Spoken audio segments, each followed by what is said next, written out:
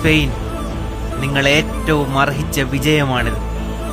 2026 FIFA ലോകകപ്പിൽ ഇസ്രായേലിന് യോഗ്യത ലഭിക്കുകയാണെങ്കിൽ മത്സരത്തിൽ നിന്ന് ഞങ്ങൾ പിന്മാറുമെന്ന് ലോകത്തോട് വിളിച്ചു പറഞ്ഞ രാജ്യമാണ് സ്പെയിൻ.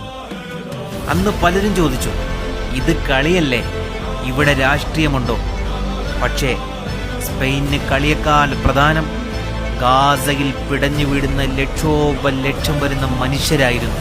ഗാസയിൽ ഇസ്രായേൽ നടത്തുന്ന ആക്രമണങ്ങളും അമേരിക്കയും ഇസ്രായേലും ഇപ്പോൾ നടത്തിക്കൊണ്ടിരിക്കുന്ന പേർഷ്യൻ രാജ്യങ്ങൾക്കെതിരെയുള്ള യുദ്ധത്തിനെതിരെയും ശക്തമായി UN വിമർശനം ഉന്നയിച്ച രാജ്യമാണ് സ്പെയിൻ. 2025 ഒക്ടോബറിൽ സ്പാനിഷ് പാർലമെന്റിൽ ഇസ്രായേലിന് ആയുധങ്ങളും സാങ്കേതികവിദ്യയും വിൽക്കുന്നത് നിരോധിച്ചുകൊണ്ടുള്ള നിയമം അവർ നടപ്പിലാക്കി. ഒരു കമ്പനിയുടെയും കണക്ക് പുസ്തകത്തിൽ ഫലസ്തീൻ ജനതയുടെ രക്തം പുരളാൻ പാടില്ല. ഇസ്രായേൽ പരസ്യങ്ങളെ നിർത്തലാക്കിക്കൊണ്ട് സ്പാനിഷ് ഉപഭോക്തൃ മന്ത്രി പാബ്ലോ പറഞ്ഞ വാക്കുകളാണ്. യൂറോപ്യൻ യൂണിയനിൽ പല രാജ്യങ്ങളും ഇസ്രായേലിനെ എതിർക്കുന്നതിൽ വിസമ്മതം കാണിച്ചപ്പോൾ ഗാസയിലും റഷ്യൻ ഉക്രൈൻ യുദ്ധങ്ങളിലും യൂറോപ്പിന്റെ ഇരട്ടത്താപ്പിനെ ശക്തമായി വിമർശിക്കുകയായിരുന്നു സ്പെയിൻ പ്രധാനമന്ത്രി.